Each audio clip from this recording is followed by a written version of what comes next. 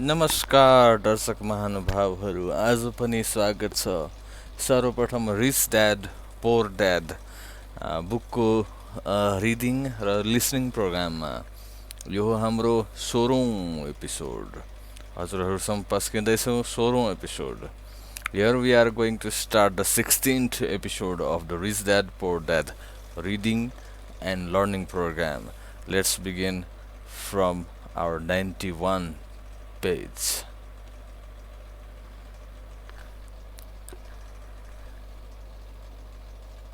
Or I don't have to worry, I'm still young. Or when I make some money, then I'll think about my future. Or my husband-wife handles the finances. The problem with those statements is they rob the person who chooses to think such thoughts of two things. One is time, which is your most precious asset, and two is learning. Just because you have no money, should not be an excuse to not learn. But that is a choice we all make daily, the choice of what we do with our time, our money and what we put in our heads. That is the power of choice. All of us have choice. I just choose to be rich, and I make that choice every day. Invest first in education. In reality, the only real asset you have is your mind, the most powerful tool we have dominion over. Just as I said about the power of choice, each of us has the choice of what we put in our brain once we're old enough. You can watch MTV all day, or read golf magazines, or go to ceramics class or a class on financial planning. You choose. Most people simply buy investments rather than first invest in learning about investing. A friend of mine, who was a rich woman, recently had her apartment burglarized.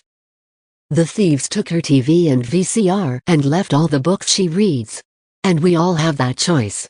Again, 90% of the population buys TV sets, and only about 10% buy books on business or tapes on investments. So what do? I go to seminars. I like it when they are at least 2 days long, because I like to immerse myself in a subject. In 1973, I was watching TV and this guy came on advertising a 3-day seminar on how to buy real estate for nothing down. I spent $385, and that course has made me at least $2 million, if not more. But more importantly, it bought me life. I don't have to work for the rest of my life because of that one course. I go to at least 2 such courses every year. I love audio tapes. The reason, I can rewind quickly. I was listening to a tape by Peter Lynch, and he said something I completely disagreed with. Instead of becoming arrogant and critical, I simply pushed rewind and I listened to that 5-minute stretch of tape at least 20 times. Possibly more. But suddenly, by keeping my mind open, I understood why he said what he said. It was like magic. I felt like I had a window into the mind of one of the greatest investors of our time. I gained tremendous depth and insight into the vast resources of his education and experience. The net result, I still have the old way I used to think, and I have Peter's way of looking at the same problem or situation. I have 2 thoughts instead of one. One more way to analyze a problem or trend, and that is priceless. Today, I often say, how would Peter Lynch do this, or Donald Trump or Warren Buffett or George Soros? The only way I can access their vast mental power is to be humble enough to read or listen to what they have to say. Arrogant or critical people are often people with low self-esteem who are afraid of taking risks. You see, if you learn something new, you are then required to make mistakes in order to fully understand what you have learned. If you have read this far, arrogance is not one of your problems. Arrogant people rarely read or buy tapes. Why should they? They are the center of the universe. There are so many intelligent people who argue or defend when a new idea clashes with the way they think. In this case, their so-called intelligence, combined with arrogance, equals ignorance. Each of us knows people who are highly educated, or believe they are smart, but their balance sheet paints a different picture. A truly intelligent person welcomes new ideas, for new ideas can add to the synergy of other accumulated ideas. Listening is more important than talking. If that was not true, God would not have given us 2 ears and only 1 mouth. Too many people think with their mouth instead of listening to absorb new ideas and possibilities. They argue instead of asking questions. I take a long view on my wealth. I do not subscribe to the get-rich-quick mentality most lottery players or casino gamblers have. I may go in and out of stocks, but I am long on education. If you want to fly an airplane, I advise taking lessons first. I am always shocked at people who buy stocks or real estate, but never invest in their greatest asset, their mind. Just because you bought a house or two does not make you an expert at real estate. 3. Choose friends carefully, the power of association. First of all, I do not choose my friends by their financial statements. I have friends who have actually taken the vow of poverty as well as friends who earn millions every year. The point is I learn from all of them, and I consciously make the effort to learn from them. Now I will admit that there are people I have actually sought out because they had money. But I was not after their money. I was seeking their knowledge. In some cases, these people who had money have become dear friends, but not all. But there is one distinction that I would like to point out. I've noticed that my friends with money talk about money.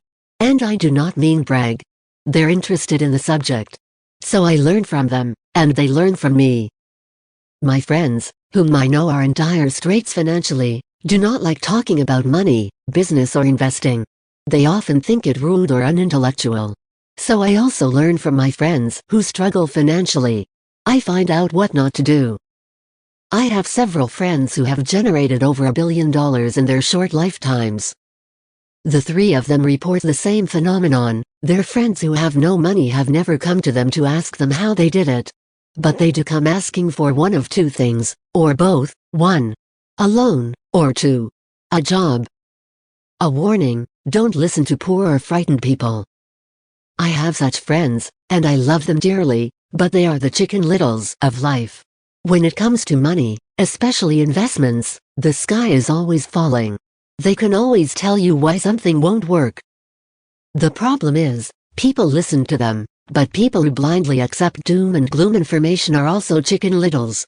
As that old saying goes, chickens of a feather agree together. If you watch CNBC, which is a goldmine of investment information, they often have a panel of so-called experts. One expert will say the market is going to crash, and the other will say it's going to boom. If you're smart, you listen to both. Keep your mind open because both have valid points. Unfortunately, most poor people listen to Chicken Little. I have had more close friends try to talk me out of a deal or an investment.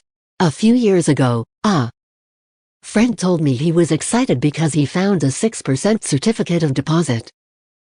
I told him I earned 16% from the state government. The next day he sent me an article about why my investment was dangerous. I have received 16% for years now, and he still receives 6%. I would say that one of the hardest things about wealth building is to be true to yourself and be willing to not go along with the crowd. For in the market, it is usually the crowd that shows up late and is slaughtered. If a great deal is on the front page, it's too late in most instances. Look for a new deal. As we used to say as surfers, there is always another wave. People who hurry and catch a wave late usually are the ones who wipe out. Smart investors don't time markets. If they miss a wave, they search for the next one and get themselves in position. Why this is hard for most investors is because buying what is not popular is frightening to them. Timid investors are like sheep going along with the crowd. Or their greed gets them in when wise investors have already taken their profits and moved on. Wise investors buy an investment when it's not popular. They know their profits are made when they buy, not when they sell. They wait patiently. As I said, they do not time the market. Just like a surfer, they get in position for the next big swell. It's all insider trading. There are forms of insider trading that are legal, and there are forms of insider trading that are legal. But either way, it's insider trading. The only distinction is how far away from the inside are you? The reason you want to have rich friends who are close to the inside is because that is where the money is made. It's made on information. You want to hear about the next boom, get in and get out before the next bust. I'm not saying do it illegally, but the sooner you know, the better your chances are for profits with minimal risk. That is what friends are for. And that is financial intelligence. 4. Master a formula and then learn a new one, the power of learning quickly. In order to make bread, every baker follows a recipe, even if it's only held in their head. The same is true for making money. That's why money is often called dough. Most of us have heard the saying, you are what you eat. I have a different slant on the same saying. I say, you become what you study. In other words, be careful what you study and learn, because your mind is so powerful that you become what you put in your head. For example, if you study cooking, you then tend to cook. You become a cook. If you don't want to be a cook anymore, then you need to study something else. Let's say, a school teacher. After studying teaching, you often become a teacher. And so on. Choose what you study carefully. When it comes to money, the masses generally have one basic formula they learned in school. And that is, work for money. The formula I see that is predominant in the world is that every day millions of people get up and go to work, earn money, pay bills, balance checkbooks, buy some mutual funds and go back to work. That is a basic formula, or recipe. If you're tired of what you're doing, or you're not making enough, it's simply a case of changing the formula via which you make money. Years ago, when I was 26,1 took a weekend class called How to Buy Real Estate Foreclosures. I learned a formula. The next trick was to have the discipline to actually put into action what I had learned. That is where most people stop. For 3 years, while working for Xerox, I spent my spare time learning to master the art of buying foreclosures. I've made several $1,000,000 using that formula, but today, it's too slow and too many other people are doing it. So after I mastered that formula, I went in search of other formulas. For many of the classes, I did not use the information I learned directly, but I always learned something new. I have attended classes designed for only derivative traders, also a class for commodity option traders and a class for chaologists. I was way out of my league, being in a room full of people with doctorates in nuclear physics and space science. Yet, I learned a lot that made my stock and real estate investing more meaningful and lucrative. Most junior colleges and community colleges have classes on financial planning and buying of traditional investments. They are great places to start. So I always search for a faster formula.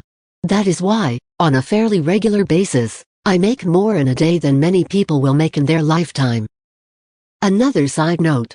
In today's fast-changing world, it's not so much what you know anymore that counts, because often what you know is old. It is how fast you learn. That skill is priceless. It's priceless in finding faster formulas, recipes, if you will, for making dough. Working hard for money is an old formula born in the day of cavemen. 5. Pay yourself first, the power of self-discipline. If you cannot get control of yourself, do not try to get rich. You might first want to join the Marine Corps or some religious order so you can get control of yourself. It makes no sense to invest, make money and blow it. It is the lack of self-discipline that causes most lottery winners to go broke soon after winning millions. It is the lack of self-discipline that causes people who get a raise to immediately go out and buy a new car or take a cruise. It is difficult to say which of the 10 steps is the most important. But of all the steps, this step is probably the most difficult to master if it is not already a part of your makeup. I would venture to say that it is the lack of personal self-discipline that is the #1 delineating factor between the rich, the poor and the middle class. Simply put, people who have low self-esteem and low tolerance for financial pressure can never, and I mean never, be rich. As I have said, a lesson learned from my rich dad was that the world will push you around. The world pushes people around not because other people are bullies, but because the individual lacks internal control and discipline. People who lack internal fortitude often become victims of those who have self-discipline. In the entrepreneur classes I teach, I constantly remind people to not focus on their product, service or widget, but to focus on developing management skills. The 3 most important management skills necessary to start your own business are: 1. Management of cash flow. 2. Management of people. 3. Management of personal time. I would say, the skills to manage these 3 apply to anything, not just entrepreneurs. The 3 matter in the way you live your life as an individual, or as part of a family, a business, a charitable organization, a city or a nation. Each of these skills is enhanced by the mastery of self-discipline. I do not take the saying "pay yourself first" lightly. The Richest Man in Babylon, by George Clason, is where the statement "pay yourself first" comes from. Millions of copies have been sold. But while millions of people freely repeat that powerful statement, few follow the advice. As I said, financial literacy allows one to read numbers, and numbers tell the story. By looking at a person's income statement and balance sheet, I can readily see if people who spout the words "pay yourself first" actually practice what they preach. A picture is worth 1,000 words. So let's again compare the financial statements of people who pay themselves first against someone who doesn't. People who pay themselves first.